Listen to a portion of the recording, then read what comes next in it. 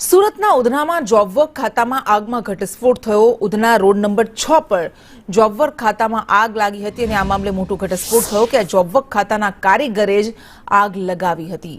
કારીગરે માલિક પાસે 10,000નો ઉપાડ માંગ્યો હતો, પરંતુ માલિકે ઉપાડ ન આપતા કારીગરે આગ લગાવી દીધી।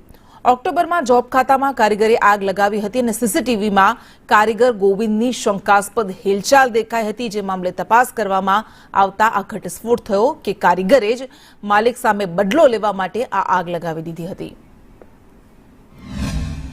સુરત શહેરના ઉધના વિસ્તારની અંદર આવેલા સિટી ઇન્ડસ્ટ્રીયલ ઇસ્ટેટના એક ખાતામાં આગ લાગી હતી। વાત છે ગત ઓક્ટોબરની, અને ત્યારે એવું લાગ્યું હતું કે શોર્ટ સર્કિટના કારણે આગ લાગી હશે, પરંતુ પોલીસ ઇન્વેસ્ટિગેશનની અંદર હવે ચોંકાવનારી વિગતો બહાર આવી રહી છે।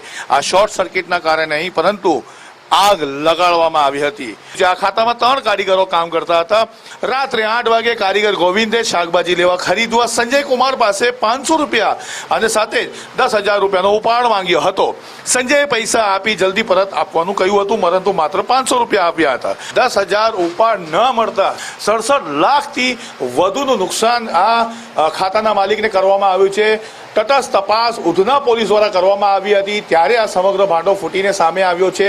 ગોવિંદ હાલ પોલીસની ગિરફમાં આવી ગયો છે અને લાજપોર જેલ કસ્ટડી મોકલી પણ આપવામાં આવ્યો છે। કેમેરા